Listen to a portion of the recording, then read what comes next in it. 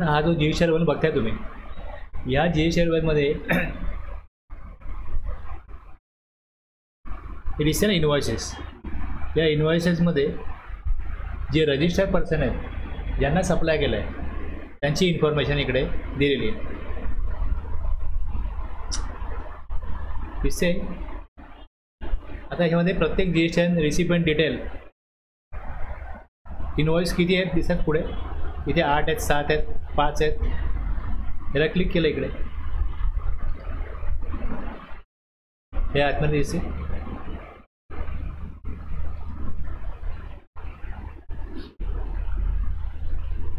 Recipient GST दिसतो इकडे पुढे, त्याचं नाव आहे. आता ज्यावेळेस ह्याला सप्लाय केला आहे, सप्लाय टाईप काय दिसतो, इंट्रास्टेट. आणि दुसरं खाली बघा इकडे रेट दिसत तुम्हाला, रेट किती आहे. आता हे सेंट्रल टॅक्स आहे आणि स्टेट टॅक्स आहे. जेव्हा 1.5 बघाल तुम्ही तेव्हा टोटल रेट 3% आहे.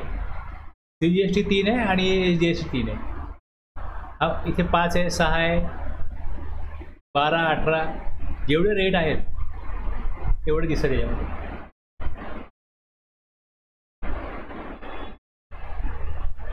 हा 3 आहे, हा 5 आहे, 6 आहे, 12 आहे. दोन्हीमध्ये 6 येतील. आता जर समजा एखादा इन्व्हॉइस बनवतोय आणि त्याच्या जर का ही व्हॅल्यू जी याची किती व्हॅल्यू आहे, ही दिसेल टॅक्सेबल व्हॅल्यू. ही टॅक्सेबल व्हॅल्यू चुकीची घेतली तर टॅक्स चुकीचा कलेक्ट होईल. समजा 12 आहे आणि 18 घेतली, 12 आणि 18 घेतली तर टॅक्स जास्त कलेक्ट होईल. 18 आहे तर 12 घेतली म्हणजे इथे टॅक्स रेट पण बरोबर घेतला पाहिजे.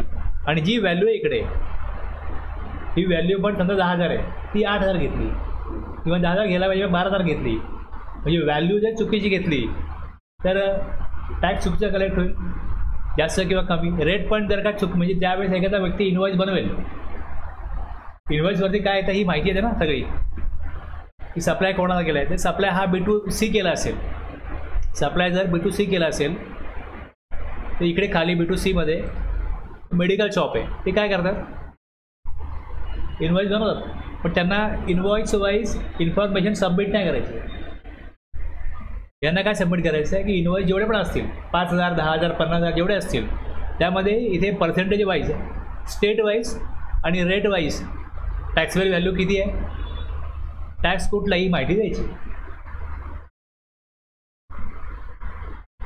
आता इथे दिसतं वरती place of supply, place of supply, name of state.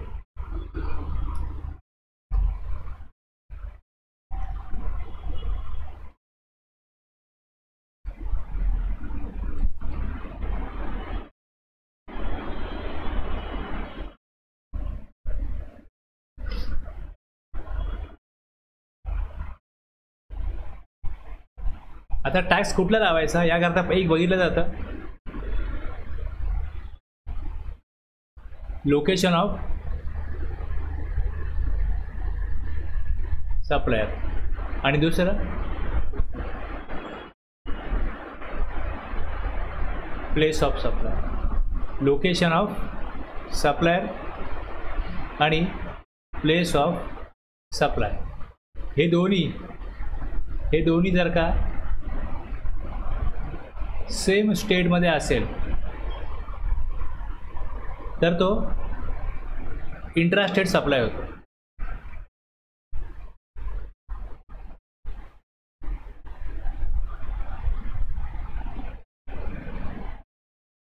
आणि टॅक्स ॲप्लिकेबल कुठले होतात, आणि हे जर का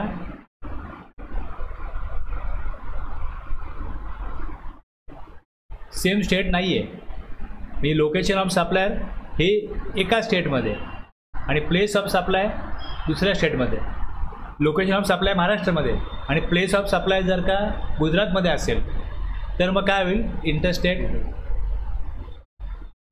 सप्लाय होईल आणि मग इथे टॅक्स ॲप्लिकेबल होईल.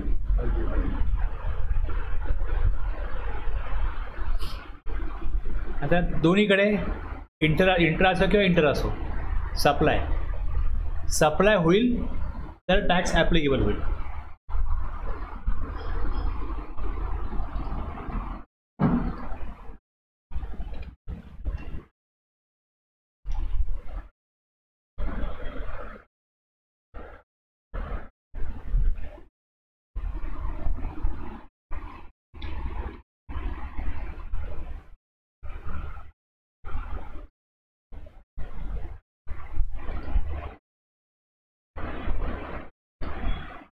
आता यामध्ये बघा चॅप्टर 3 जो आहे लेवी आणि कलेक्शन ऑफ टॅक्स. टॅक्सपेअरसाठी ॲक्च्युली सुरुवात इथनं होते. सप्लाय आहे का पहिले बघा. सेक्शन 7 मध्ये या सेक्शन 7 बरोबरच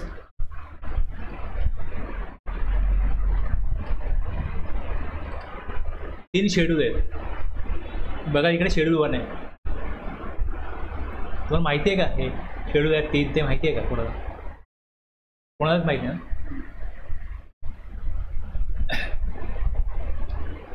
याच्यामध्ये 3 सबसेक्शन आहेत. ह्यातनं हे कळतं की सप्लाय आहे की नाही.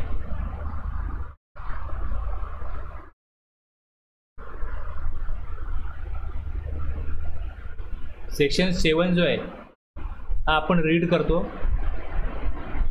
शेड्यूल 1, 2 आणि 3 बघू. स्केड्यूल किंवा शेड्यूल म्हणजे काय असतं? एक यादी आहे, सूची आहे, ज्यामध्ये जे शेड्यूल 3 आहे ह्याच्यामध्ये अशी काय ट्रान्झॅक्शन्स आहेत ती ॲक्टिव्हिटी किंवा ते ट्रान्झॅक्शन्स असेल तर सप्लायच नाही आहे. तो सप्लायच नाही आहे. ते सप्लायच नाही आहे तर त्यामध्ये जीएसटीच्या कायद्याप्रमाणे टॅक्स लागणारच नाही.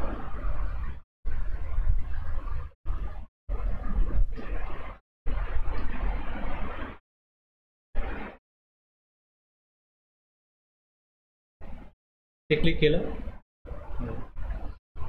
Activities which shall be treated neither as supply of goods or nor a supply of services. आता याला 1, 2, 3 त्यामध्ये 8 पॅरा आहेत. मग त्यामध्ये 8 ॲक्टिव्हिटीज त्याने दिलेल्या आहेत. तर जसं एम्प्लॉई आणि एम्प्लॉयर, मग एखादा व्यक्ती सर्व्हिस करतो, नोकरी करतो, तर त्याची सर्व्हिस आहे ना ती. नोकरी जेव्हा तो करतो तेव्हा एम्प्लॉयरकडे सर्व्हिस देतो, पण त्याच्यावरती टॅक्स लागू होणार नाही. समजा एखाद्याचा 10,000 पगार आहे तर तो हा सर्व्हिस टॅक्स, मला तुम्ही टॅक्स पण द्या सर्व्हिस दिल्याबद्दल मी जमा करीन, किंवा रिव्हर्स चार्जमध्ये एम्प्लॉयर जमा करतो, असं होत नाही. सॅलरीवरती टॅक्स लागू नये. त्यामुळे ही जी ॲक्टिव्हिटी आहे की services by an employee to employer in the course or in the relation to his employment. एखादा माणूस नोकरी करतोय, त्याला सॅलरी मिळेल. मग बेसिक असेल, HRA असेल, DA असेल, बोनस असेल, ओव्हरटाईम असेल, जे काय त्याला तो नोकरी करतो म्हणून जे काय मिळेल ते कशा करता मिळेल? तो तिथे एम्प्लॉई आहे म्हणून मिळेल. In the course of or in relation to his employment मिळेल त्याला जे काय पैसे मिळतील, त्याच्यावरती GST ॲप्लिकेबल होणार नाही. अशा इकडे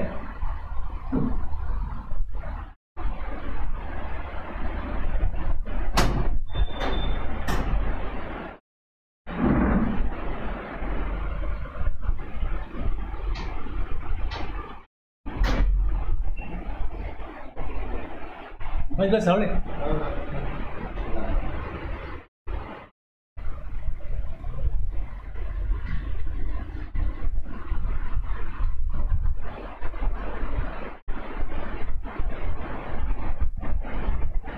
8 पॅरा तिकडे त्यामधली ॲक्टिव्हिटी असेल तर सप्लायच नाही. म्हणजे मग पुढे बघायचीच गरज नाही की इंट्रास्टेट आहे का इंटरस्टेट आहे, बघायचीच गरज नाही. म्हणजे टॅक्स त्याला लागूच होणार नाही.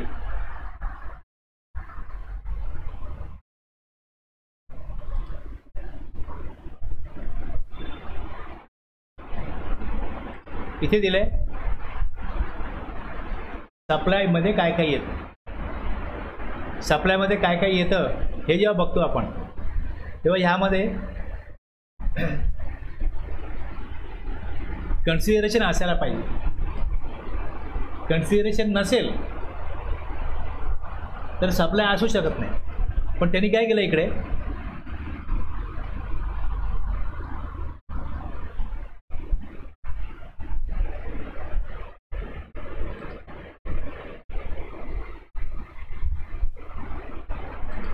विदाउट कन्सिडरेशन पण 4 ॲक्टिव्हिटी दिल्यात. हे 4 पॅरा दिलेत. यामध्ये ही ॲक्टिव्हिटी जर केली आणि कन्सिडरेशन जरी नसेल तरी पण सप्लाय असेल. सप्लाय असेल म्हणजे ही ॲक्टिव्हिटी जो करेल त्याला टॅक्स लागू होईल. आलं लक्षात? जसं आपण बघितलं की डिस्टिंक्ट पर्सन आहे, म्हणजे एका व्यक्तीने 2 नंबर घेतलेत. एक पर्सन एकच आहे, 2 नंबर घेतलेत GSTमध्ये. 2 आहेत, 2 जास्त आहेत, एकमेकांना सप्लाय केला. आता माझाच बिझनेस आहे, दुसरा नंबर आहे, त्याला मी जेव्हा सप्लाय करेन तेव्हा तिथे कन्सिडरेशन नसणारच आहे, काही मूल्य घेतलं जाणार नाही. गुड्स द्या, सर्व्हिस द्या. मग त्या केसमध्ये विदाउट कन्सिडरेशन पण सप्लाय असतो. Supply of good services or both between related person और बिटवीन डिस्टिंक्ट पर्सन, हे याद दिलं आहे. मग अशा इकडे 4 पॅरा आहेत ज्यामध्ये ती ॲक्टिव्हिटी जो व्यक्ती करेल, कन्सिडरेशन जरी नसेल तरी पण त्याच्यावरती टॅक्स लागू होईल. हे शेड्यूल 1 सांगतं. आणि शेड्यूल 2 मध्ये जे सेक्शन 7 सांगतो सप्लाय इन्क्लूड काय होईल. सेक्शन 7 आणि 8 आपण जेव्हा बघू 2 तासाचा तो विषय आहे सगळा, कमीत कमी. मी जरी फास्ट जरी घेतला तरी पण 2 तासाचा विषय. आता फक्त एक ओव्हरव्ह्यू घेतो. सेक्शन 7 प्रमाणे जर सप्लाय होत असेल तर इथे शेड्यूल 2 सांगतं की त्यातल्या कुठल्या ॲक्टिव्हिटीज या सप्लाय ऑफ गुड्स आहे आणि कुठली ॲक्टिव्हिटीज सप्लाय ऑफ सर्व्हिस आहे.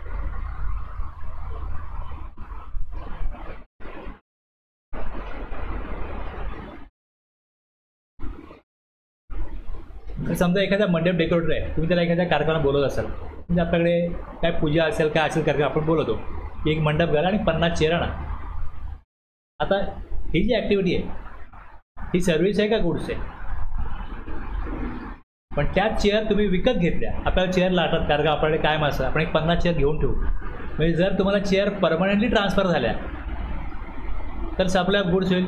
पण तुम्हाला वापरण्यापुरती दिल्या आणि परत घेतल्या तर अशा प्रकारच्या ज्या ॲक्टिव्हिटीज आहेत ज्याच्यामध्ये क्लिअरिटी असावी की एखादी activity he supply of goods आहे की सप्लाय ऑफ सर्व्हिस आहे, त्यासाठी शेड्यूल 2 तुम्हाला गाईडलाईन देतो. पूर्वी कसं होतं, हॉटेल असेल, हॉटेल किंवा रेस्टॉरंट, तिकडे जे फूड मिळतं त्या फूडमध्ये कसं आहे ॲक्च्युअली एक गुड्स आहेत ज्यापासून ते फूड बनवलं जातं. पण ते फूड बनवणं आणि ते सर्व करणं ही सर्व्हिस आहे. त्यामुळे कॅटरिंग सर्व्हिसेस, रेस्टॉरंट सर्व्हिसेस याच्यामध्ये वॅट पण लागत होता आणि सर्व्हिस टॅक्स पण लागत होता. म्हणजे सेंट्रल गव्हर्नमेंट आणि स्टेट गव्हर्नमेंट दोघेही आपापल्या सर्व्हिस दिली तर आमच्या कायद्याप्रमाणे सर्व्हिस टॅक्स द्या, तुम्ही गुड्स देत आहे, फूड आहे म्हणजे गुड्स वॅट द्या, दोघेही टॅक्स त्यावर घेत होते. तुम्हाला शेड्यूल 2 सांगेल की आता रेस्टॉरंट सर्व्हिस जी आहे ही सप्लाय ऑफ सर्व्हिस आहे, या रेस्टॉरंटची जी ॲक्टिव्हिटी आहे ही supply of service, supply of goods नाहीच आहे. तसंच वर्क कॉन्ट्रॅक्ट जे असतात, वर्क कॉन्ट्रॅक्टमध्ये तुमचं इलेक्ट्रिक फिटिंग करायचं आहे तर मटेरियल पण तुम्ही जाणार, लेबर पण तुम्ही जाणार, सगळं तुम्हीच बघा. इंटेरियर करायचं आहे त्यामध्ये काय पेंट लागेल, काय वस्तू लागतील, लेबर सगळं त्यांनीच बघायचं आहे. मग याच्यामध्ये सर्व्हिस पण आहे आणि लेबर पण आहे. मग वर्क कॉन्ट्रॅक्टमध्ये पण पहिले दोन्ही टॅक्स लागायचे, वॅट पण लागायचा आणि सर्व्हिस टॅक्स पण लागायचा. आता याद दिलं आहे की वर्क कॉन्ट्रॅक्ट ही सर्व्हिस आहे. मग अशा प्रकारे इकडे शेड्यूल 1 मध्ये कन्सिडरेशन नसेल तरी पण सप्लाय. शेड्यूल 2 मध्ये जे सेक्शन 7 मध्ये सप्लाय म्हणून फायनल होतील किंवा ही ॲक्टिव्हिटी सप्लाय म्हणून समजली जाईल, ती ॲक्टिव्हिटी सप्लाय ऑफ गुड्स आहे का सप्लाय ऑफ सर्व्हिस आहे हे शेड्यूल 2 प्रमाणे क्लिअर होईल. आणि शेड्यूल 3 मध्ये अशा ॲक्टिव्हिटीज आहेत की त्या सप्लाय ऑफ गुड्स पण नसतील आणि सप्लाय ऑफ सर्व्हिस पण नसतील. त्यामुळे सेक्शन 7 जो आहे हा लेवीमध्ये पहिला येतो. आपण जेव्हा चॅप्टर बघतो हा लेवी आणि collection, scope of supply, tax liabilities on composite आणि मिक्स सप्लाय. आता ह्यामध्ये आणखीन एक कन्सेप्ट आहे कंपोजिट आणि मिक्स सप्लाय. आता ज्यावेळेस एखाद्याने AC ऑर्डर केलं तर त्या ACला 1 वर्ष वॉरंटी आहे, 2 वर्ष वॉरंटी पाहिजे का तुम्हाला, 3 वर्ष वॉरंटी पाहिजे का, त्यामुळे एक्सटेंडेड वॉरंटी. वस्तू कुठं ना कुठे ट्रान्सफर करायची असेल तर ट्रान्सपोर्टेशन चार्जेस कोण देणार, लोडिंग आणि अनलोडिंग कोण करणार. मग केव्हा केव्हा ॲग्रीमेंट कसं असतं की तुम्ही गुड्स द्या, रिसिपियंट सप्लायरकडे येईल, तो आपला ट्रान्सपोर्ट करेल, आपला इन्शुरन्स काढेल, आपलं लोडिंग अनलोडिंग करेल, सगळं तो करेल. पण जर रेसिपी आणि सप्लायरला सांगते सगळं तुम्हीच करा, म्हणजे टोटल तुम्ही कॉस्ट सांगा किती द्यायची. आता होम डिलिव्हरी करणं ही एक नॉर्मल ॲक्टिव्हिटी आहे, समजा फ्री ऑफ चार्ज आहे. पण एक ठराविक अमाऊंटपेक्षा कमी जर का तुमच्याकडे चार्जेस असतील तर मग तुम्हाला डिलिव्हरी चार्जेस लागतील. 30 रुपीज, 40 रुपीज, 50 रुपीज. तुम्ही काही हॉटेलमध्ये मागवत असाल तर असं असं की मिनिमम तुम्ही 300 रुपयाची ऑर्डर द्या, 500 रुपयाची ऑर्डर, त्याच्यापेक्षा कमी ऑर्डर असेल तर मग डिलिव्हरी चार्जेस लागतील. मग त्या डिलिव्हरी चार्जेससाठी GSTचा रेट काय असेल? कंपोजिट सप्लायमध्ये हेच दिलं आहे की एखादी वस्तू ज्यावेळेस सप्लाय करतो त्यावेळेस त्याला पॅकिंग करणं, त्याला मग ट्रान्सपोर्टसाठी लोडिंग करणं, ट्रान्सपोर्टेशन चार्जेस, इन्शुरन्स, हे सगळं तुम्ही जेव्हा व्हॅल्युएशन बघाल, value of supply, value of ह्याच्यामध्ये कशा प्रकारे व्हॅल्यू घ्यायची हे पण आहे, आणि लेवीमध्ये कशा प्रकारे त्याच्यावरती टॅक्स रेट लागेल हे पण आहे. आता आपल्याला जेव्हा आपण बघतोय सेक्शन 9 की इंट्रास्टेट सप्लाय का इंटरस्टेट सप्लाय, आणि सप्लाय असेल तर त्याच्यावरती GST ॲप्लिकेबल होईल. म्हणजे कुठलाही कायदा लागू होण्याकरता त्यामध्ये काहीतरी असं स्पेसिफिक दिलेलं असतं, त्याला म्हणतात टॅक्सेबल इव्हेंट. टॅक्सेबल इव्हेंट वॅटमध्ये सेल ऑफ गुड्स होता की गुड ज्यावेळेस सेल होतील त्यावेळेस वॅट ॲप्लिकेबल होईल. आणि एक्साईज ड्युटी जी आहे, ज्यावेळेस वस्तू बनवली जाते, समजा मी A B C समजा एकत्र आणलं, ते प्रोसेस केलं, A + B + C हे प्रोसेस केलं, आणि जर मी P बनवलं तरी ह्याचा नवीन निर्मिती ज्या वेळेस होते त्यावेळेस त्याला मॅन्युफॅक्चरिंग झाल्याचं म्हणतात. मग ज्या वेळेस मॅन्युफॅक्चरिंग होईल त्यावेळेस त्याच्यावरती एक्साईज ड्युटी ॲप्लिकेबल होते, असा त्याच्यामधला टॅक्सेबल इव्हेंट आहे. म्हणजे इथे ती वस्तू केव्हा विकली जाते हे विचारात घेतलं जात नाही, जसं ती वस्तू बनेल मग त्याची जी व्हॅल्यू असेल, एक काय असं व्हॅल्यू असेल, समजा 10,000 व्हॅल्यू आहे त्याची, जी वस्तू बनली ती 10,000, ही 10,000ला मार्केटला विकली जाणार आहे. मग ही 10,000 व्हॅल्यू कशा प्रकारे डिटरमाइन करायची याच्याकरता व्हॅल्युएशनची वेगळी तरतूद असते. कस्टममध्ये पण असेल, वॅटमध्ये, सर्व्हिस टॅक्समध्ये सगळी व्हॅल्यू महत्त्वाची आहे, कारण व्हॅल्यू जर मॅनिप्युलेट झाली तर मग टॅक्सवर त्याचा परिणाम होतो. व्हॅल्यू प्रॉपर आली पाहिजे, ही व्हॅल्यू प्रॉपर येईल, या व्हॅल्यूवरती मग जो ॲप्लिकेबल रेट असेल तो लागू होईल. म्हणजे या 10,000वरती 5%, 12%, 18% जो काय मग त्या कायद्यामध्ये रेट असेल तो ॲप्लिकेबल होईल. पहिले हे बघायला पाहिजे की टॅक्सेबल इव्हेंट घडतो की नाही घडतो. जर टॅक्सेबल इव्हेंट घडला तर मग टॅक्स ॲप्लिकेबल होईल. म्हणजे इथे सप्लाय, आता सप्लाय म्हणाल तर ती वस्तू मॅन्युफॅक्चरर बनवू दे, ज्यावेळेस सप्लाय केलं टॅक्स तेव्हाच लागू होईल, बनेल तेव्हा लागू होणार नाही.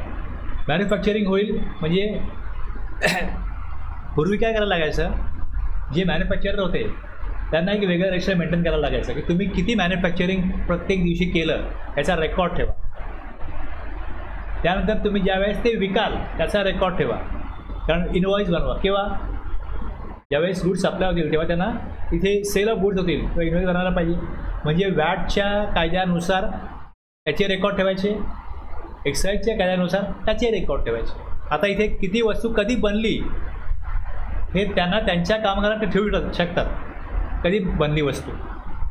पण इथे काय सप्लाय झाला तर इथे काय होईल, टॅक्स ॲप्लिकेबल होईल. बनली तेव्हा होणार नाही, सप्लाय होईल तेव्हा ॲप्लिकेबल होईल टॅक्स.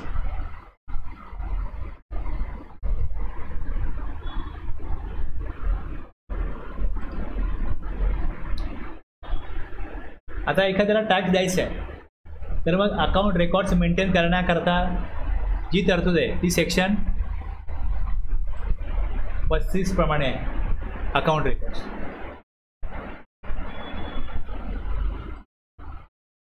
आता काही छोटे व्यापारी असतात त्यांना अकाउंट रेकॉर्ड्स मेंटेन करणं, प्रत्येक सप्लाय जेव्हा होतोय तेव्हा इनवॉइस बनवणं, ह्या गोष्टी त्रासदायक वाटतात. तर समजा हार्डवेअरचं शॉप आहे, तुम्ही जाल, छोट्या मोठ्या वस्तू असतील 2-5 रुपयाच्या, 10 रुपये, 20 रुपयाच्या आपण आणतो, एक पॉलिथीवर पाहिजे तो त्या माणसाला द्यायला लागेल. मला एक टोपिन प्लग पाहिजे, काय कुठली छोट्या मोठ्या गोष्टी आहेत. इलेक्ट्रिकल हार्डवेअरचं दुकान असेल तर तिकडे लोक 2-5 रुपयापासून ते 2-5 हजारापर्यंत वस्तू घेत असतात, आणि त्यामुळे ते लोक काउंटरवर बिझी असतात. त्यांना प्रत्येक वेळेस प्रॉपर GSTचा इनवॉइस बनवा, तो द्या, हे सगळं असं वाटतं की आम्ही बिझनेस करू का हे करत बसू. मग त्यांच्याकरता वेगळ्या प्रकारे टॅक्स भरण्याची तरतूद ही सेक्शन 10मध्ये कंपोजिशन लेवी. म्हणजे इथे 1%, 5% किंवा 6% असे 3 रेट दिले. 1% नॉर्मली जे गुड्स सप्लाय करतात त्यांना 1% रेट आहे. रेस्टॉरंट किंवा हॉटेल कॅटरिंग असेल त्यांच्याकरता 5% आणि सर्व्हिस प्रोव्हायडर जर असतील त्यांच्याकरता 6% हा रेट आहे. पण यामध्ये इनपुट टॅक्स क्रेडिट मिळत नाही आणि टॅक्स रिसिपियंटकडनं कलेक्ट करायचं नाही. या 2 कंडिशन आहेत, ह्या लागू होतात. आता 1% टॅक्स जमाच करायचा आहे, त्यांना सोपं जातं. अकाउंट रेकॉर्ड्स त्यामुळे गव्हर्नमेंट त्यांना कमी प्रमाणात मेंटेन करायला सांगतं. त्यांना सगळ्या तरतुदी लागू होत नाही अकाउंट रेकॉर्ड मेंटेन करायच्या. रिटर्न्स त्यांना मंथली भरायला लागत नाही. रिटर्न्स त्यांचा ॲन्युअली क्वार्टरली पेमेंट करायचं. पेमेंट क्वार्टरली करा. रिटर्न ITC घ्यायचाच नाही आहे. त्यामुळे तिकडे ते क्रॉस व्हेरिफिकेशन, मॅचिंग वगैरे हा विषय संपला. जो रिटर्न त्यांचा आहे त्यात त्यांनी कोणाकडनं परचेस केलं याची मेनली इन्फॉर्मेशन जाते. GSR 4मध्ये काय जातं की त्यांनी परचेस कोणाकडनं केलं, म्हणजे त्यांनी तो टॅक्स दाखवला की नाही दाखवला आहे याच्याकरता हे ट्रॅक होण्याकरता आहे. तो टॅक्स जमा करायचा आहे, तो क्वार्टरली जमा करा. त्यात तुम्ही किती टर्नओव्हर केला, तुमची उलाढाल किती आहे, तो 1 लाख आहे. रेट किती ॲप्लिकेबल आहे, 1%. अर्धा टक्का CGST, अर्धा टक्का EGST भरला काय त्यांचं टॅक्स जमा करण्याची जबाबदारी संपली. आणि सेक्शन 11 जो आहे याच्यामध्ये सेक्शन 7 प्रमाणे जर सप्लाय असेल तर त्या सप्लायवरती जो GST लागणार आहे, सप्लायचं GST लागणार आहे. जर गव्हर्नमेंटला वाटलं तर ते करमुक्त करू शकतात, एक्झाम करू शकतात. त्याची पॉवर सेक्शन 11 मध्ये.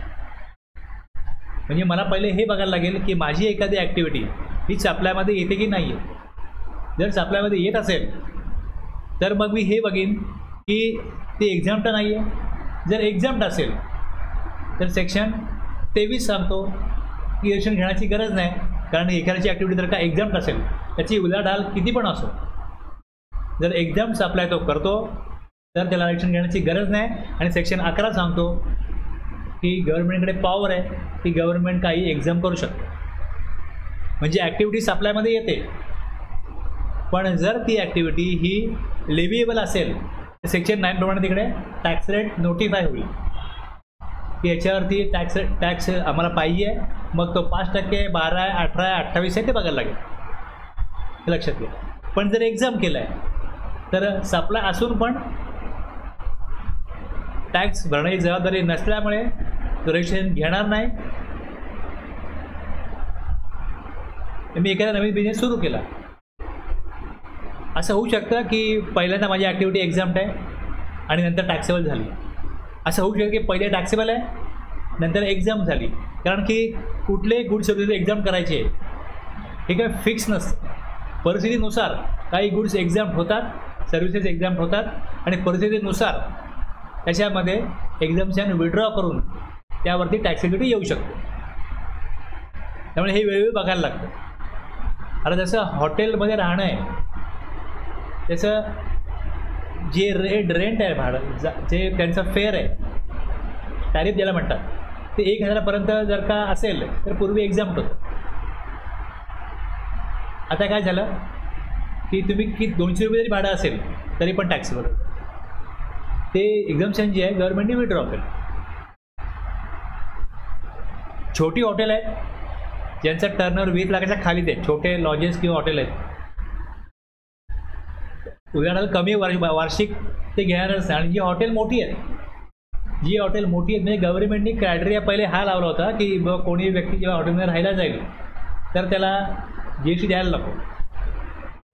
कोण व्यक्ती आपल्या फॅमिलीला गेला, कुठे फिरायला गेला असेल, मग गव्हर्नमेंटने त्यानंतर हा क्रायटेरिया लावला की जी छोटी हॉटेल आहेत ज्यांचं इन्कम कमी आहे ते छोट्या हॉटेलमध्ये जाऊन राहतील. तिकडे सुविधा आणि तिथले एकंदरीत जे काय भाडं असेल ते कमी असेल, त्यांचा ॲग्रिगेट टर्नओव्हर कमी असल्यामुळे ते GST कलेक्ट करणार नाही. आणि ज्यांची जास्त पेईंग कॅपॅसिटी असतील ते मोठ्या हॉटेलला राहतील, सुविधा घेतील, GST भरतील. मग इथे एक्झामची गरज काय, का देते त्यांना एक्झाम्शन? जो माणूस 500 रुपये एक दिवसाचं भाडं भरू शकतो तो GST पण भरेल. आणि ज्याला ते नाही परवडत मग तो छोट्या हॉटेलमध्ये राहील, तिकडे सुविधा प्रॉपर नसेल तिथे राहील. त्यामुळे अशा प्रकारे काय विचार केला जातो सरकारला किंवा जो हे नोटिफिकेशन काढतो त्याच्या मागचा व्ह्यू काय असेल यानुसार टॅक्सेबिलिटी ठेवायची की नाही ठेवायची, ठेवलेली विड्रॉ करायची का मग आपण टॅक्स घेतोय तिकडे मग एक्झेम्पशन द्यायचं, हे प्रत्येक वेळेच्या परिस्थितीनुसार ठरतं. जे राज्यकर्ते असतात त्यांना कोण ॲडवायझर असतात, लोकांची मागणी असते, त्यानुसार मग हे बदल करावे लागतात. त्यामुळे सप्लाय आहे तर टॅक्स येऊ पण शकतो, एक्झाम होऊ पण शकतो, हे लक्षात येईल. आपल्याला काय समजून घ्यायचं आहे हे मी पहिले सांगितलं. तुम्हाला एकदा का हे कळलं का नंतर मग जबाबदारी पुढची काय येते की जर माझा सप्लाय टॅक्सेबल असेल तर मग मला इनवॉइस बनवायला लागेल. मग इनवॉइससाठी इनवॉइसची प्रोव्हिजन आहे, त्याप्रमाणे इनवॉइस कधी बनवायचा हे ठरेल. गुड्सचा सप्लाय करतो हे सगळं आपल्याला डिटेलमध्ये बघायचं आहे. जेव्हा गुड्सचा सप्लाय करतो त्यावेळेस इमिजिएटली इनवॉइस बनवायला लागतो, गुड्स डिलिव्हर होण्या अगोदर, गुड्स रिसिपियंटच्या हातात जाण्या अगोदर. पण सर्व्हिसच्या केसमध्ये हे पॉसिबल नसतं, प्रत्येक वेळेस पॉसिबल असेलच असं नाही. आता मोबाईल मी किती SMS करेन, डेटा किती वापरेन आणि किती कॉल करेन यानुसार मला 1 महिन्याने बिलिंग होणार आहे. माझा पोस्टपेडचा असेल तर मग 1 महिना पूर्ण झाला त्यानंतर किती वापरलं गेलं याची माहिती अकाउंट डिपार्टमेंटला मिळेल. मग ते इनवॉइस बनवतील, मग तो पोस्टाने कुरिअरनी जो वापरणारा आहे त्याला पाठवतील. याला काहीतरी वेळ लागेल. मग इकडे 30 दिवस लिमिट ठेवलं आहे की सर्व्हिस असेल तर सर्व्हिस दिल्यानंतर 30 दिवसामध्ये इनवॉइस इश्यू केला पाहिजे. त्यामुळे गुड्स आणि सर्व्हिस करता वेगवेगळी प्रोव्हिजन तुम्हाला टॅक्स इनवॉइसमध्ये समजेल. पहिले सप्लाय असेल तर GST ॲप्लिकेबल आहे आणि जर तो ॲप्लिकेबल आहे तर याला इनवॉइस कधी बनवायचा, कारण की टॅक्स रेकॉर्ड होतो एका डॉक्युमेंटवरती, ते डॉक्युमेंट आहे इनवॉइस. आणि मग ही जी इन्फॉर्मेशन आहे ती मग दाखवली जाते, सबमिट केली जाते GST पोर्टलला. तुमचं काम तिकडनं सुरू होतं, पण त्याच्या अगोदर सप्लायर पॉईंट ऑफ व्ह्यू काय काम होतं तुम्ही नंतर रिटर्न भरल्यानंतर स्क्रुटिनी करणार, मग पुढे ऑडिट करणार. ऑडिट कसलं करणार? आता ऑडिट जे करायचं आहे ते ह्याच प्रकारे करायचं आहे की सप्लाय होता की नव्हता. आता एखाद्या व्यक्तीचे समजा गुड सप्लाय करतो तर त्याच्याकडे 1000 प्रॉडक्ट असतील. डीमार्टसारख्या दुकानामध्ये जर का 1000च्या प्लस प्रॉडक्ट असतील तर काही टॅक्सेबल, काही एक्झाम्प्ट आहेत, काही अगोदर एक्झाम्प्ट होते मग टॅक्सेबल झाले, काही टॅक्सेबल होते अगोदर ते एक्झाम्प्ट झाले. वर्षभरामध्ये ज्यावेळेस नोटिफिकेशन विड्रॉ केलं गेलं किंवा नोटिफिकेशन लागू केलं गेलं की ह्या टॅक्सेबल होईल मग ते बघायला लागेल त्यांनी त्या प्रॉपर डेटपर्यंत एक्झाम्पशन लागू होते त्यावेळेस टॅक्स घेतला होता का, आणि जेव्हा एक्झाम्पशन विड्रॉ केलं तेव्हा टॅक्स त्यांनी कलेक्ट केला का, हे सगळं बघायला लागतं. ऑडिटमध्ये ती व्हॅल्यू दिली आहे, ती व्हॅल्यू प्रॉपर लावली की नाही हे बघायला लागतं. टॅक्स रेट प्रॉपर आता पहिले टॅक्स रेट 12 होता मग 18 झाला, मग त्यांनी कधीपासून 18 कलेक्ट केला हे बघणं हे ऑडिटची ॲक्टिव्हिटी आहे की प्रॉपर नियमाप्रमाणे, प्रॉपर लॉप्रमाणे त्यांनी आपलं अकाउंट रेकॉर्ड मेंटेन केलं की नाही, इनवॉइस प्रॉपर बनवलेत की नाही, मग ते GST 1मध्ये दाखवलेत की नाही, ITC प्रॉपर घेतला की नाही नियमाप्रमाणे, हे चेक करणं हाच ऑडिटचा भाग आहे. आता इथे काय केलं आहे, हे सगळं जे करायचं आहे हे टॅक्सपेअरवर सोडलं आहे. इकडे जाऊन प्रत्येक वेळेस गव्हर्नमेंटचा व्यक्ती ही व्हॅल्यू घ्या, असा इनवॉइस बनवा किंवा आम्ही इनवॉइस बनवून देऊ, टाका, असं करू शकत नाही. आणि मग त्यांनी जे काय इनवर्ड सप्लाय घेतला आहे, त्यांनी जो आउटवर्ड सप्लाय केला आहे याच्यावरती जो ॲप्लिकेबल टॅक्स देणं आहे, भरणं आहे, हे टॅक्सपेअरवर सोडलं आहे. याला म्हणतात सेल्फ असेसमेंट. आता सेल्फ असेसमेंट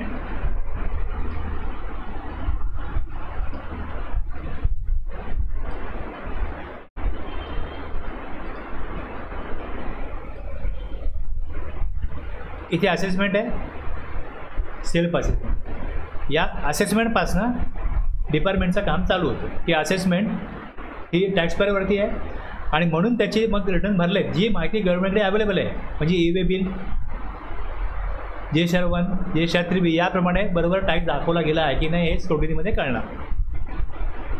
आणि इन्स्पेक्शन जर गरज पडली तर एक मुवमेंट ऑफ गुड्सचं इन्स्पेक्शन आहे, inspection of goods in movement, म्हणजे हे ई-वे बिल बनवलं की नाही त्याकरता. आणि दुसरं जे एखाद्याचं प्रिन्सिपल प्लेस ऑफ बिझनेस आहे, ॲडिशनल प्लेस ऑफ बिझनेस आहे, तिथे गुड्स ठेवले त्याच्यात जाऊन इन्स्पेक्शन करणं. जे हे गुड्स सप्लाय करतात, जे इनवर्ड सप्लाय घेत आहेत हे बरोबर गुड्स दाखवत किंवा दाखवतात यामध्ये काय होतं, बऱ्याच वेळा मार्केटला विदाऊट बिल गुड्स पाठवले जातात आणि याचा टॅक्सवरती परिणाम होतो. समजा 70% सप्लाय हा पेपरवर दाखवला जातो, ऑन पेपर 70% आहे आणि 30% विदाऊट बिल आहे, किंवा 30% बिलिंग होतं, फॅक्टरी आहे काहीतरी विकलं जातं, 30% दाखवा, 70% विदाऊट बिल आहे. आता रेनकोट आहे, छत्र्या आहेत, ब्रँडेड आहेत, काही अशाच प्रकारे लोकल ब्रँड आहेत, ते किती बनवतात आणि किती विकतात आणि किती टॅक्स जमा करतात याच्यावर गव्हर्नमेंटचा कंट्रोल काय. म्हणजे जर इन्स्पेक्शन केलं तरच हे कळणार की एक सीझन गेला लक्षात आलं की बाई ह्यांनी जास्त माल मार्केटला यांचा आला आहे. जे काय ॲनालिसिस केला असेल गव्हर्नमेंटच्या एखाद्या एजन्सीने कळतं की बा ह्यांनी जेवढ्या छत्र्या रेनकोट दाखवलेत, जेवढी कॉस्ट दाखवली यांनी, ह्याच्याहून जास्त यांनी विकलेत मार्केटला, असं ॲनालिसिस आहे. मग पुढच्या वर्षी ज्यावेळी सीझन येईल तेव्हा तसा मेला माल सगळा तयार होईल. इन्स्पेक्शन करा किती यांच्याकडे तयार आहे. जर अगोदरच कळलं की यांनी किती प्रोडक्शन केलं आहे, किती हे पाठवत आहेत, EV प्रॉडक्ट बनवत की नाही बनवत, त्यांच्यावर जर का त्या प्रकारे एक लक्ष ठेवलं तर त्या इन्स्पेक्शनमधनं प्रॉपर टॅक्स कलेक्शन होईल. म्हणून ती इन्स्पेक्शनची प्रोव्हिजन. हे पण काम कोणाचं आहे, डिपार्टमेंटचं. रिटर्न भरल्यानंतर स्क्रुटिनीमध्ये कळेल आणि ॲक्च्युअलमध्ये प्रोडक्शन बरोबर होतं की नाही आणि ते दाखवलं जातं की नाही, ते मार्केटला जेवढं पाठवतात त्याच्यावर टॅक्स जमा करतात की नाही, याच्यावर ट्रॅक ठेवण्याकरता एक मुवमेंट ऑफ गुड्स आणि दुसरं इन्स्पेक्शन त्या फॅक्टरीमध्ये होणं, या प्रोव्हिजन 67 आणि 68ला. आणि पुढे मग स्क्रुटिनीमध्ये, इन्स्पेक्शनमध्ये काही टॅक्स जर का सप्लायर देणं लागत असेल तर मग पुढे डिमांड रिकव्हरीची पुढे तरतूद आहे. हे डिमांड जर असेल तर ते वसुली करण्याकरता रिकव्हरी आहे. आणि जे काय दिलेले नियम आहेत, जे ऑब्लिगेशन आहेत, जे लागू आहेत टॅक्सपेअरवरती, ते तो प्रॉपर फॉलो करत नसेल तर मग तो गुन्हा आहे आणि त्याच्यावरती त्याला पेनल्टी लागू होईल, ऑफेन्स आणि पेनल्टीप्रमाणे. आलं लक्षात. रजिस्ट्रेशन ज्याला लागू होईल त्याला ऑब्लिगेशन लागू होतील आणि त्या ऑब्लिगेशनप्रमाणे तो काम करतो की नाही याच्यावर लक्ष ठेवण्याकरता डिपार्टमेंटचं काम चालू होतं. मग त्यामध्ये स्क्रुटिनी असेल, ऑडिट जे आहे ते असेल. ऑडिटचा हा वेगळा चॅप्टर आहे. एक ऑडिट डिपार्टमेंट स्वतः करतं आणि दुसरं स्पेशल ऑडिट हे CA कडनं डिपार्टमेंट करून घेतं. CA अपॉइंट करून त्यांच्याकडनं करून घेतं. आणि जरी म्हणजे गव्हर्नमेंट स्वतः केलं, त्यांचे एम्प्लॉईज करतील किंवा CA कडून जरी केलं, त्याचा खर्च हा गव्हर्नमेंट देतं, व्यापाऱ्याकडनं घेत नाही. व्यापाऱ्यांनी ते डॉक्युमेंट ऑडिट करण्याकरता जागा द्यायची, त्यांना असिस्टंट द्यायचा किंवा हा माणूस येईल आमचा, तुम्ही ह्याला सहकार्य करा.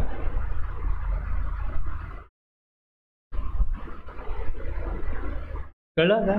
मी एक परत छोटा ओव्हरव्ह्यू घेतला आता, अर्धा तास गेला याच्यावरती. एक तुम्ही फोकस कुठला याच्यामध्ये करायचं आहे हे कळण्याकरता हा वेळ दिला आहे. काही लोक नवीन आहेत, कोणाला माहिती नाही तुमच्यामधल्या किंवा आपण सुरुवात कुठनं करायची, म्हणून मी हे परत सांगतोय. जे लोक काम करतायत 6-8 महिने त्यांना असं वाटलं की बघ हे माहिती आहे आम्हाला, पण सगळ्यांना आपल्या बरोबर घेऊन जायला लागतं, त्यामुळे मी थोडंसं बॅकग्राऊंड दिलेलं आहे. आता ह्याच्यामध्ये तुम्ही बघाल, पहिले लेवी आणि कलेक्शन ऑफ GST. लेवी आणि कलेक्शन कशा, पहिले लेवी व्हायला पाहिजे, कलेक्शन नंतर होईल. लागू झाला GST तर मग आयदर मंथली टॅक्स भरायचा आहे किंवा क्वार्टरली भरायचा आहे. म्हणजे तो 3 महिन्याचा पिरियड जो आहे याच्यामध्ये किती टॅक्स लागू झाला आहे त्याच्यावरती भरणा 3 महिन्यानंतर होईल ना. कलेक्शन नंतर होईल, पहिले लेवी तर व्हायला पाहिजे. जर लेवीच नाही आहे तर मग कलेक्शनचा प्रश्नच येत नाही. याचं नाव काय, लेवी आणि कलेक्शन ऑफ GST. आणि रिव्हर्स चार्ज म्हणजे रिसिप्ट पेंडिंग टॅक्स भरायचा आहे, हे 9(3) येतं. आणि जो 9(4) रिव्हर्स चार्ज आहे हा तेव्हा लागू होतो जेव्हा अनरजिस्टर्ड पर्सनकडनं काही परचेस केलं जातं. आता ह्याच्यामध्ये हा जो अनरजिस्टर्ड पर्सनकडनं परचेस करणं आहे हे पूर्वी सगळ्या टॅक्सपेअर करता लागू केलं गेलं होतं. पण मग तिथे इंडस्ट्रीनी विरोध केला की आम्हाला प्रत्येक वेळेस आम्ही जे काय परचेस करतो अनरजिस्टर्डकडनं याच्यावर आम्हाला टॅक्स द्यायचा आणि ITC घ्यायचा. आमचं काम वाढतं आहे, गव्हर्नमेंटला काय टॅक्स कलेक्शन वाढत नाही. तर ही तरतूद तुम्ही आहे ती ठेवू नका. त्यामुळे ती लागू जरी केली तरी ती ॲक्च्युअलमध्ये वापरली गेली नाही, ती स्थगित केली गेली आणि त्यानंतर त्यामध्ये बदल केला गेला. आणि आता फक्त प्रमोटर, डेव्हलपर, बिल्डर जे आहेत यांनी जर अनरजिस्टर्ड पर्सनकडनं परचेस केलं तर त्यांच्यावरच ही 9(4) रिव्हर्स चार्जची तरतूद लागू आहे. ती कशा प्रकारे लागू आहे काय आहे ते आपल्याला बघायचं. बाकी हे जे रिव्हर्स चार्ज 9(3) आहेत हे ज्या गुड्स नोटिफाय केल्या त्या जो कोण देईल तो टॅक्स कलेक्ट नाही करणार, जो घेईल तो टॅक्स जमा करेल, असं या रिव्हर्स चार्जमध्ये आहे. ई कॉमर्स ऑपरेटर 9(5) मध्ये. तर हे आपल्याला 5 सेक्शन बघायचे. पण मी सांगितलं आता taxable event under GST supply of goods services are both CGST आणि HGST. आणि युनियन टेरिटरी असल्यास HGSTच्या ऐवजी UTGST लागू होईल. Will be levied on intra state supplies. आता तुम्हाला सप्लाय म्हणजे क्लिअर आहे, इंट्रा स्टेट म्हणजे पण क्लिअर आहे. लोकेशन ऑफ सप्लाय आणि प्लेस ऑफ सप्लाय एका स्टेटमध्ये असेल. Intra state supply where the location of supplier LOS आणि प्लेस ऑफ सप्लाय म्हणजे POS शॉर्टमध्ये are in the same state और UT. It is treated as intrastate supply of goods और services respectively. आणि interstate supply म्हणजे where the location of the supplier and the place of supply of goods और services are in 2 different state, 2 different UT किंवा एक state एक UT आहे. It is treated as interstate supply. म्हणजे इकडे IGST levy होईल आणि इकडे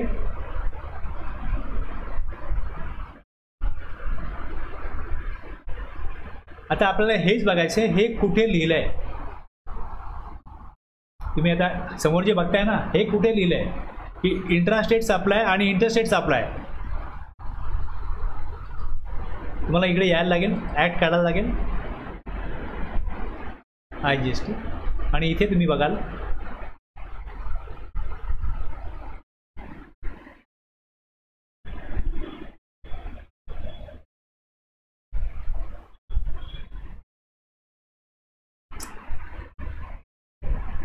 सेक्शन 7 इंटरस्टेट सप्लाय 8. हे पण नंतर मी डिटेलमध्ये घेणार आहे. कळलं. आता मी तुम्हाला जे सांगतो इकडे हे सेक्शन IGST मधला 7 किंवा 8चा रेफरन्सनी या प्रकारे ठरतं की लोकेशन ऑफ सप्लायर आणि प्लेस ऑफ सप्लाय बघा आणि त्याप्रमाणे ठरवा. आता जी लेवी आहे जे मी आता लेवीचं पुढे आपण बघणार आहोत याच्यामध्ये तुम्हाला बघायला लागेल लेवी आणि कलेक्शन. जर इंटरस्टेट सप्लाय असेल तर इंटरस्टेट सप्लाय हा सेक्शन 5 IGST ॲक्टप्रमाणे येतो आणि इंट्रास्टेट सप्लाय जर असेल तर मग तुम्हाला CGST मधला सेक्शन 9 बघायला लागेल. तिकडे पण 5 सेक्शन आहेत, 9मध्ये पण 5 आहेत. IGST मधल्या सेक्शन 5मध्ये पण याच प्रकारे 5 सेक्शन आहेत. फक्त इकडे जे शब्द आहेत 2-3 ते वेगळे आहेत. तसं इकडे इंट्रास्टेट आहे तर IGST तिकडे आहे, तिकडे इंटरस्टेट असेल. प्लस इकडे मॅक्झिमम टॅक्स CGSTमध्ये 20% वर लावला जाऊ शकत नाही. HGSTमध्ये पण 20% वरती जास्त चार्ज लावला जाऊ शकत नाही. किती टॅक्स लावला जाईल गव्हर्नमेंट नोटिफाय करेल. 20 आणि 20 40 झाले. इंटरस्टेटला हेच तुम्ही बघाल की इकडे नॉट एक्सिडिंग 20% आहे, तिकडे नॉट एक्सिडिंग 40% असेल. IGST 40%हून जास्त लावलं जाऊ शकत नाही. समजा AC आहे ते ACवरती 28% GST आहे. स्मार्ट TV आहे त्याच्यावरती 28% GST आहे. जर इंटरस्टेट सप्लाय झाला तर मग एक्सिड झाला ना 20च्या, कारण इकडे लिमिट 40 आहे. पण ते जर इंट्रास्टेट आहे तर 14 CGST आणि 14 HGST आहे. ते 20पेक्षा जास्त असू शकणार नाही, हे लिमिट दिलं आहे. आता याप्रमाणे आपल्याला CGST, HGST, UTGST आणि IGST हे ॲक्ट रेफर करायला लागतील. आणि हे सर ॲक्ट जे आहेत हे भारताकरता ॲप्लिकेबल आहे. जिकडे सप्लाय ज्यावेळेस सप्लाय होईल त्यावेळेस आपल्या घटनेमध्ये दिलं आहे की भारत म्हणजे काय, तर territory of India as refer to in article 1. India means तिथे जी भारताची जेवढा भूभाग आहे तेवढा इंडिया आहेच.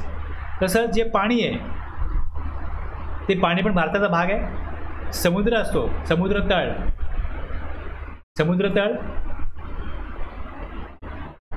Continental shelf, exclusive economic zone और any other maritime zone as refer to in the territorial water, continental shelf. आता इकडनं आता पाणी अशा प्रकारे येतं, समुद्र असतो तिकडे.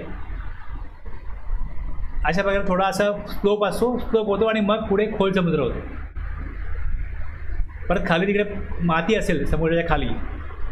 Air space about it's territory, हवाई क्षेत्रावरती हे सगळं जे आहे हे भारतामध्ये येईल आणि याच्यावरती हा कायदा लागू होईल. मी जास्त याच्या डिटेलमध्ये जात नाही इंडिया मीन्सच्या डेफिनेशनच्या. ओके, तर हे सगळं दिलं इकडे की भारत म्हणजे काय. मग इथे हे जसं इंट्रास्टेट सप्लाय होईल किंवा इंटरस्टेट सप्लाय होईल त्याप्रमाणे सप्लाय असेल intrastate CGST AGST, interstate IGST लागू होईल. आता याच्यामध्ये आर्टिकल 246A प्रमाणे राज्य आणि केंद्र या दोघांनाही टॅक्स घेण्याची तरतूद या आर्टिकलनी काय केले, दोघांनाही दिलेली आहे. Of constitution confers concurrent power to centre and state to make laws with respect to tax. आणि हा कायदा कोणाचा आहे, CGST केंद्राचा, IGST राज्याचा. आणि आर्टिकल 256A प्रमाणे जेव्हा इंटरस्टेट सप्लाय होईल त्यावेळेस IGST येईल, तो कायदा केंद्राचा आहे. पण त्यामध्ये दोघांनाही काय मिळेल, वाटणी मिळेल. राज्य आणि केंद्र कलेक्ट करेल पण राज्याला त्यात वाटणी देईल. आता UT जे आहेत त्या बघा, एक अंदमान निकोबार आयलंड, लक्षद्वीप, दादरा नगर हवेली, दमण दीव, लडाख, चंदीगड हे जे आहेत हे आपल्याकडे युनियन टेरिटरी आहेत, जिथे विधिमंडळ नसतं, कायदा बनवू शकत नाही, तिथे मुख्यमंत्री नसतात. आता जसं लडाख हे वेगळं झालं, पण जम्मू काश्मीर आहे इकडे पहिल्यापासून काय होता, स्टेट होता. त्याला युनियन टेरिटरी जरी केलं तरी तिकडे विधिमंडळ आहे, मुख्यमंत्री आहेत, कायदा बनवू शकतो. दिल्ली, पुडुचेरी हे सेमी स्टेट आहेत, तिकडे AGST लागेल. पण हे जे 5 आहेत याच्यावरती संपूर्णपणे नियंत्रण हे केंद्राचं असतं, युनियनचं असतं, म्हणून इथे युनियन टेरिटरी टॅक्स लागू होईल.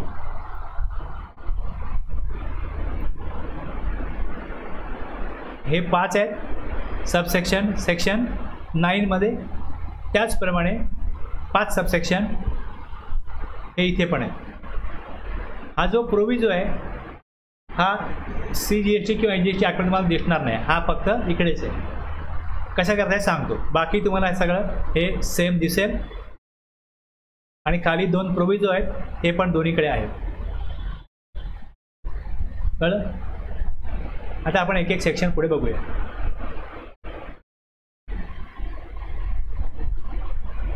मी वर सांगितलं तुम्हाला, supply within same state, intrastate CGST AGST, supply and in different state, interstate IGST. Supplier एका स्टेटमध्ये आहे आणि रिसिपियंट किंवा प्लेस ऑफ सप्लाय ज्या दुसऱ्या स्टेटमध्ये असेल त्यावेळेस IGST येईल. आता याप्रमाणे या 4 कायद्याप्रमाणे state of India CGST interstate supply असेल, CGST AGST येईल. आणि युनियन टेरिटरी विथ लेजिस्लेचर म्हणजे दिल्ली, पुडुचेरी, जम्मू काश्मीर इकडे हेच येईल.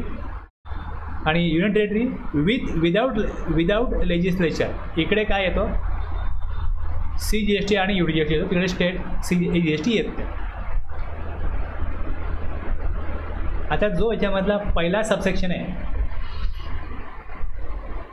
तो तुम्ही वाचाल तर त्यामध्ये काय दिलं आहे की सब्जेक्ट टू द, सुरुवात काय, subject to the provision of subsection 2. Subsection 2 मधला विषय असा आहे की त्यामध्ये हे दिलं आहे की 5 प्रकारचे पेट्रोलियम प्रॉडक्ट आहेत. Petroleum crude, high speed diesel, motor spirit ज्याला आपण पेट्रोल म्हणतो, नॅचरल गॅस आणि एव्हिएशन टर्बाइन फ्युएल, हे जे 5 आहेत याच्यावरती जेव्हा GST कायदा ॲप्लिकेबल केला तेव्हा GST काउन्सिलमध्ये असं ठरलं की आत्ता ह्याच्यावरती GST आपण लागू करायचं नाही, पण लागू कधी करायचा, shall be levied with effect from such date as may be notified by the government on the recommendations of the council. म्हणजे काउन्सिलच्या GST काउन्सिलच्या मीटिंगमध्ये जर सगळे राज्यांची तयारी असेल तर ते गव्हर्नमेंटला रिकमेंड करतील की तुम्ही आता या 5 पेट्रोलियम प्रॉडक्टवरती GST लावायला हरकत नाही, आम्ही तयार आहोत. हे सगळ्या राज्यांच्या वतीने कोण सांगेल, GST काउन्सिल सांगेल. त्यावेळेस त्याच्यावरती GSTचा चार्ज येईल. आता नाही आहे, आता याला म्हणतात नॉन टॅक्सेबल सप्लाय, म्हणजे असा सप्लाय ज्याच्यावरती GSTच्या कायद्याप्रमाणे GST ॲप्लिकेबल होऊ शकत नाही. ओके,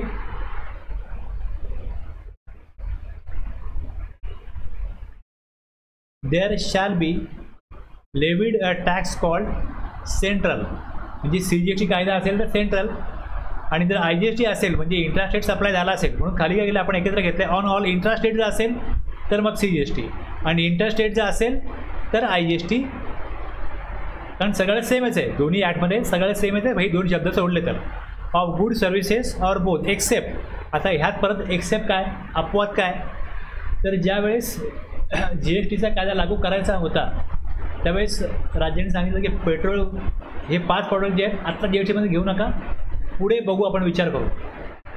पण सगळ्या राज्यांमध्ये जे अल्कोहोलिक लिकर फॉर ह्युमन कन्झम्पशनचं जे प्रोडक्शन होतं, मॅन्युफॅक्चरिंग होतं, त्याच्यावरती स्टेट गव्हर्नमेंटचाच अधिकार आहे.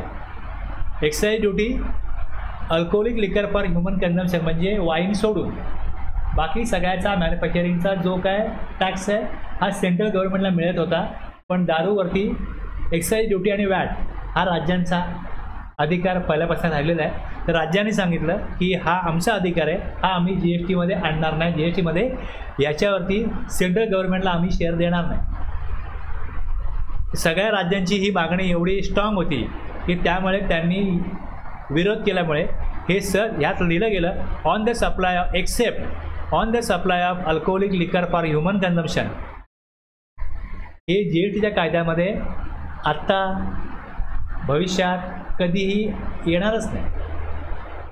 ज्यांचं सरकार होतं ती राज्ये म्हणाली की हा रेव्हेन्यू आमचा राज्यांचा आहे, हा तुम्ही काढून देऊ नका, हा आम्हाला GSTमध्ये यातली काय वाटणी द्यायची नाही सरकारला, सेंट्रल गव्हर्नमेंटला.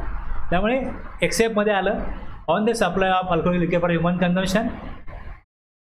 सप्लायमध्ये काय असेल तर पेट्रोलियम प्रॉडक्ट सोडून आणि वाईन सोडून बाकी सगळे गुड्स सर्व्हिसेस असतील, ह्याच्यात सप्लाय होत असेल तर याच्यावर GST लागू होईल.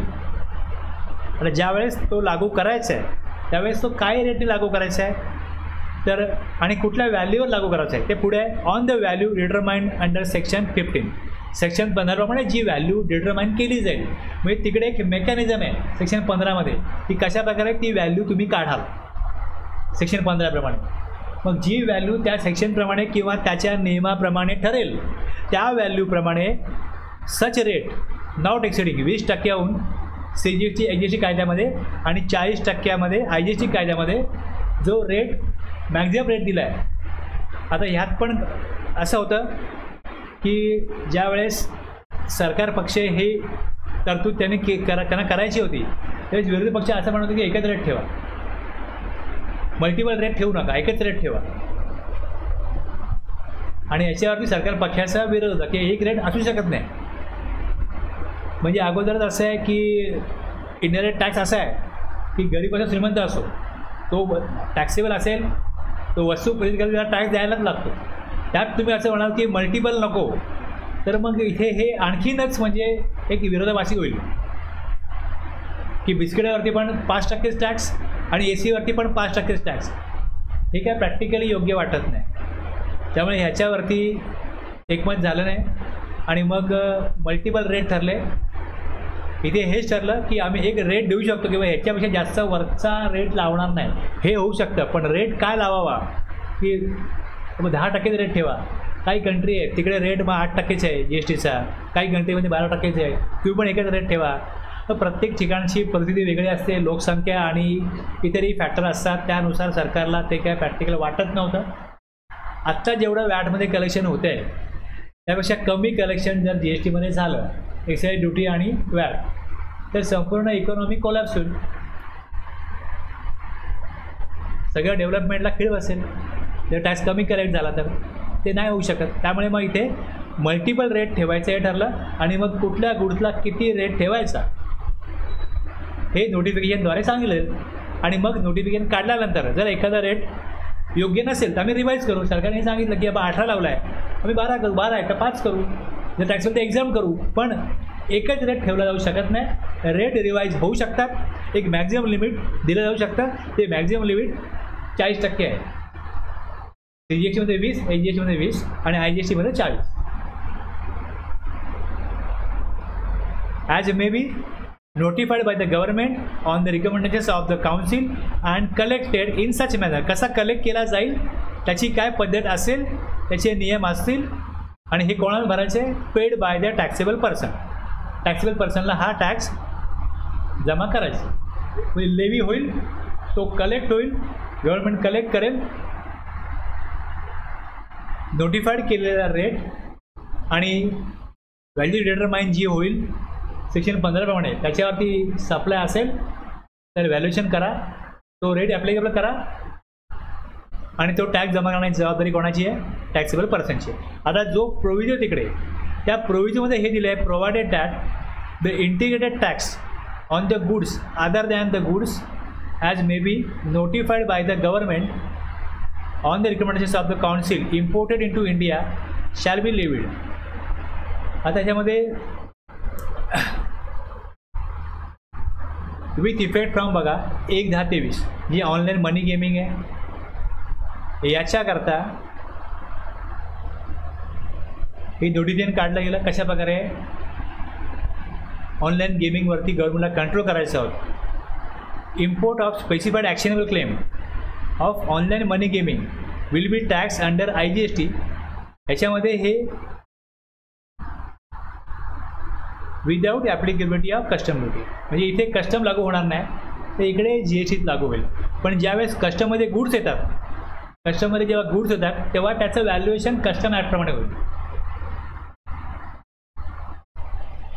And collected in accordance with the provision of section 3 of the custom tariff act 1975 on the value as determined under the sed act. म्हणजे कस्टमच्या सेक्शनप्रमाणे त्याचं व्हॅल्युएशन होईल, त्याच्यावरती कस्टम ड्युटी लागेल आणि कस्टम ड्युटी लागल्यानंतर एकूणदरीची व्हॅल्यू होईल, त्याच्यावरती GST ॲप्लिकेबल होईल, IGST ॲप्लिकेबल होईल. गुड्स जेव्हा इम्पोर्ट होतील, गुड्स इम्पोर्ट होतात तर त्या गुड्सवरती समजा तुम्ही एक मोबाईल इम्पोर्ट केला तर तो कस्टमच्याच कंट्रोलमध्ये जाईल. विमानाने येऊ दे, बोटीने येऊ दे, रस्त्याने, रोड ट्रान्सपोर्टने, कुठनं पण येऊ दे, तो कुठे जाईल, पहिले कस्टम कंट्रोलमध्ये जाईल आणि तुम्हाला त्या कस्टमच्या कंट्रोलमधनं तो सोडून घ्यायला लागेल. मग तिकडे तुम्ही ओनर आहात, मी डॉक्युमेंट दाखवा की माझ्याकडे ओनरची पाहिजे त्या गुड्सची. त्याप्रमाणे समजा माझं एखादं पोस्टाने पार्सल आलं आणि मी घ्यायला गेलो पोस्ट ऑफिसला, ते म्हणतात की हे नाव आहे, तुमचं का आधार कार्ड दाखवा, तुम्हीच ते व्यक्ती ते प्रूव्ह करा, मग तुम्हाला पार्सल मिळतं. तुम्ही कस्टमरमध्ये जाल तर तुम्हाला प्रूव्ह करायला लागेल की तुम्ही ऑर्डर नोंदवली होती, कोणाकडे नोंदवली होती, तुम्ही त्याला पेमेंट केलं, जे काय त्यांचे तपासणीचे डॉक्युमेंट असतील ते तपासतील. तुम्हाला ज्यावेळेस ते वस्तू देईल, तुम्ही म्हणाल की मी ऑर्डर केले, त्याची किंमत आहे 1,00,000,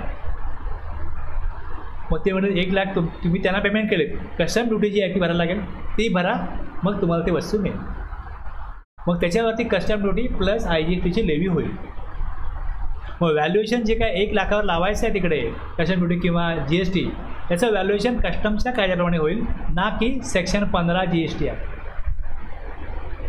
कळलं एवढं? म्हणून इथे प्रोव्हिजन आहे, ज्यावेळेस कस्टममध्ये येईल तेव्हा IGST लागेल, म्हणून IGSTच्या कायद्यामध्ये हा प्रोव्हिजन आला.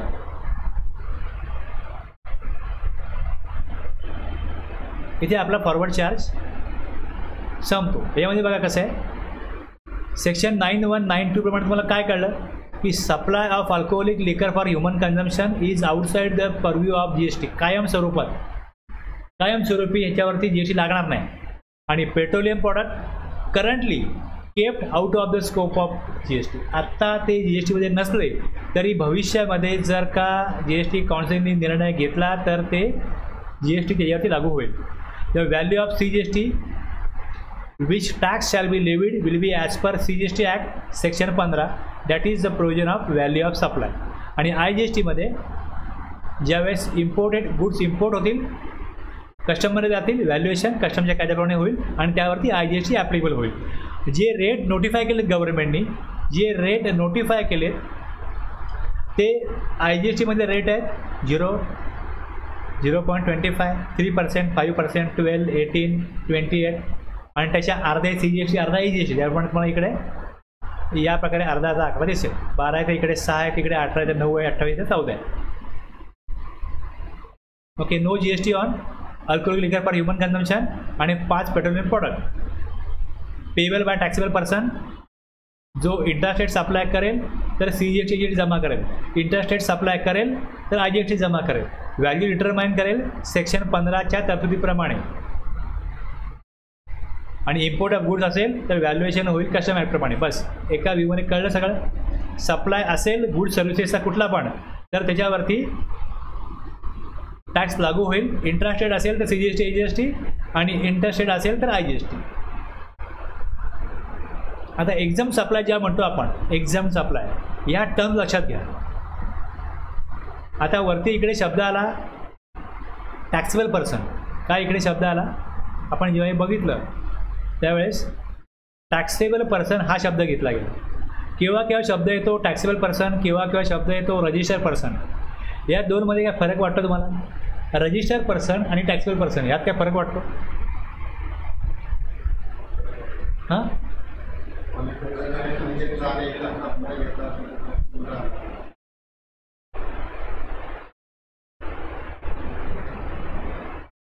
बघ कसं आहे, एखाद्याचा सेक्शन 22(1) प्रमाणे जे लिमिट दिलं आहे ॲग्रिगेट टर्नओव्हरचं ते जर एक्सीड झालं असेल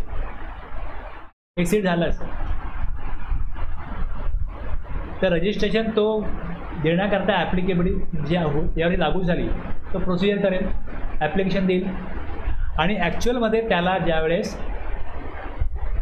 डॉक्युमेंटप्रमाणे तरतुदीप्रमाणे त्याला ग्रँट बेनिफिट सर्टिफिकेट होईल, त्याला सर्टिफिकेट जेव्हा दिलं जाईल, त्याची रिक्वेस्ट ॲप्रूव्ह केली जाईल, त्यावेळेस तो होईल रजिस्टर पर्सन. लक्षात घ्या. मग ते व्हॉलंटरीली असो किंवा त्याच्यावरती कायदा लागू झाला आहे म्हणून असो, त्याला या कायद्याप्रमाणे रजिस्ट्रेशन करण्याची गरज आहे म्हणून असो, ज्या वेळेस तो रजिस्ट्रेशन प्रोसिजर पूर्ण करतो त्यावेळेस तो होतो रजिस्टर पर्सन. ओके. पण समजा आता मी रजिस्ट्रेशन घेतलेलं नाही आहे आणि मला तरतूद लागू होत असून पण घेतलेलं नाही आहे. टॅक्सेबल पर्सनचा अर्थ बघा काय? Means a person who is register और काय म्हटलं? Liable to be register under section 22 किंवा 24.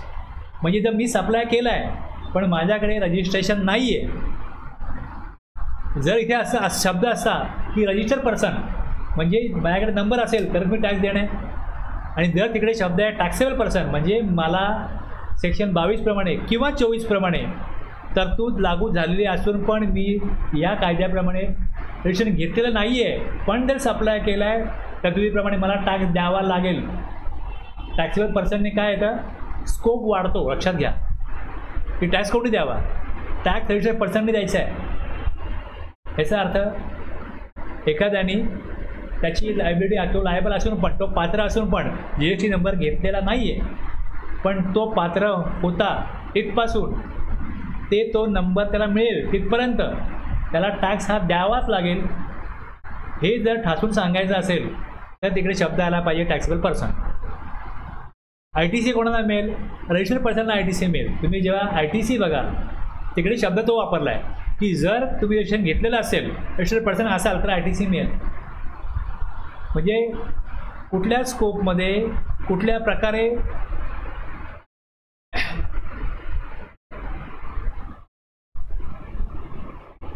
कुठल्या तीव्रतेने गव्हर्नमेंटला काय तरतूद लागू करायची आहे त्यानुसार ते ठरवतात की टॅक्सेबल पर्सन कुठे वापरायचा आणि रजिस्टर पर्सन कुठे वापरायचा.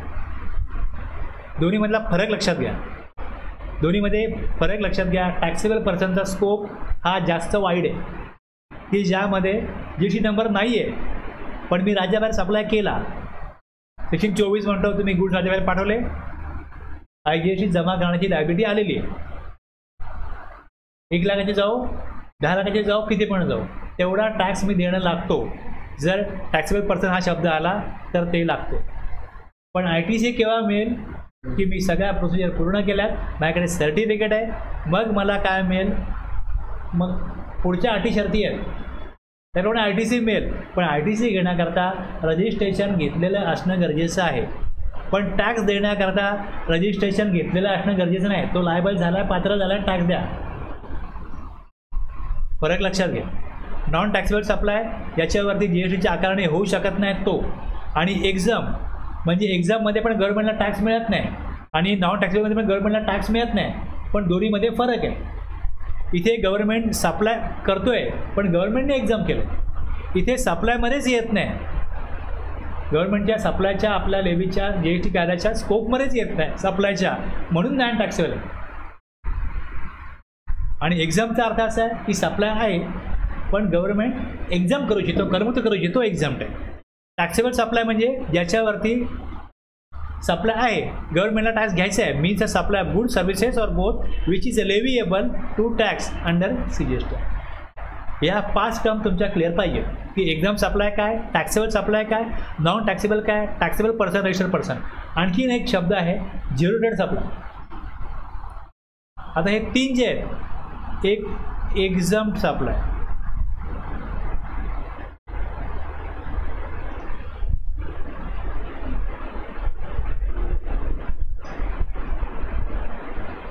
नॉन टॅक्सेबल सप्लाय आणि झिरो रेटेड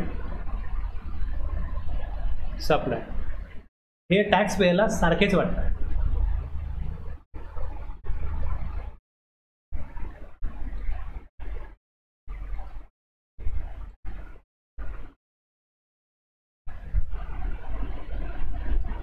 मी एवढा क्लिअर करतो, मग आपण ब्रेक घेऊया. ओके,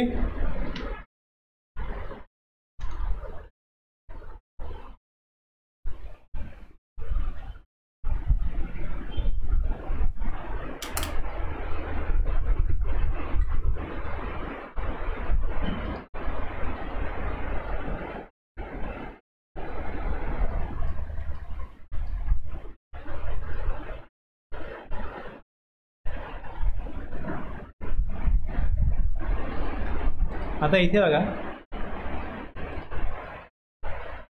आउटवर्ड टॅक्सेबल सप्लाय आहे आणि खाली म्हटलं other than zero rated, nil rated आणि एक्झाम्प्टेड. आता जर मला हे क्लिअर आहे की एक्झामचा अर्थ काय, एक्झामचा अर्थ काय, नील रेटचा अर्थ काय आणि झिरो रेटचा अर्थ काय, हे जर मला क्लिअर आहे तर इथे मला काय व्हॅल्यू घ्यायची हे क्लिअर होईल. आउटवर्ड टॅक्सेबल सप्लाय मी इथे टाकला.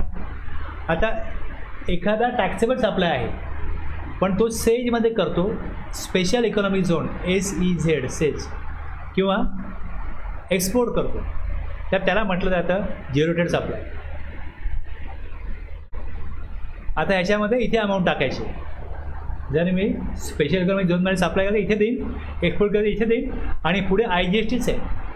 हा जो सप्लाय आहे आपण सेक्शन 7, 8, 9 जेव्हा बघू IGST ॲक्टमधले, त्यात हे पण दिलं आहे की जर सेजमध्ये सप्लाय केला, म्हणजे मुंबईमध्ये माझं एक युनिट आहे, फॅक्टरी आहे आणि स्पेशल इकॉनॉमिक झोन हा फॅक्टरीचा वेगळा एरिया आहे. जर का मी सप्लाय केला सेजमध्ये तर तिकडे CGST येत नाही, IGST येतो, कारण की सेजमध्ये केलेला सप्लाय हा इंटरस्टेट सप्लाय समजला जातो. ॲज पर सेक्शन तुम्ही 7, 8, 9 बघाल, त्यात तुम्हाला कळेल की इंटर कशाला म्हणायचं, इंटर कशाला म्हणायचं. त्याप्रमाणे ते काय होईल, झिरो रेट सप्लाय असेल देशाबाहेर किंवा राज्यामध्ये सेजमध्ये गेलं आहे आणि त्यामध्ये जर लेटर ऑफ अंडरटेकिंग LUT किंवा जर बॉन्ड असेल तर GST भरावं लागत नाही. LUT जर नसेल तर IGST भरायला लागतो, म्हणून IGST कॉलम दिला आहे. तिकडे CGST येऊच शकत नाही, त्यामुळे इकडे बघा पुढे काय कॉलमच नाही, त्याला भरायला जागाच नाही आहे.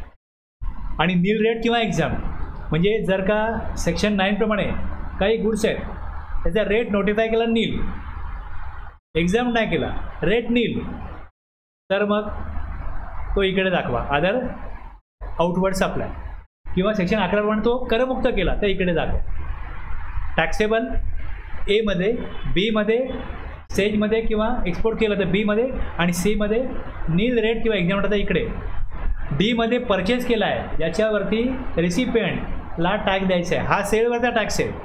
Aमध्ये सेलवरचा टॅक्स आहे आणि Dवरती परचेसवरचा टॅक्स आहे, इनवर्ड सप्लायवरचा टॅक्स आहे.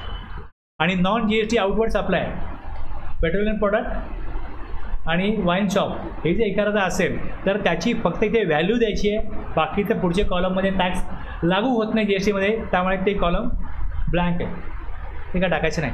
कळलं एवढं ABCD? ह्याच्यावरती टॅक्स देणं लागू होतं 3.1मध्ये. अगोदर पण मी दाखवलं आहे, हे परत दाखवलं आहे, आता आणखीन पण परत दाखवेन.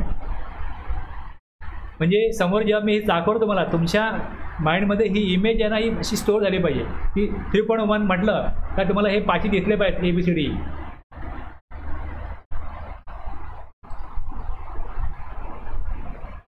ज्यावेळेस ITC घेईन त्यावेळेस त्याप्रमाणे पण हे पण मी बऱ्याच वेळा दाखवणार असंच. हे पण सगळं तुमचं पार्ट एवढं तुम्हाला क्लिअर झालं तर तुम्हाला स्क्रुटिनीमध्ये काहीही प्रॉब्लेम येणार नाही. कुठल्या कॉलमशी कुठला कॉलम मॅच करायचा आहे स्क्रुटिनी करताना हेच बघायला लागतं की GST 1 3B आणि मग E-way बिल याचे पॅरामीटर दिलेत. मग त्यामध्ये हेच सगळं बघायचं असतं. इथे ब्रेक घेऊया, थांबूया इथे.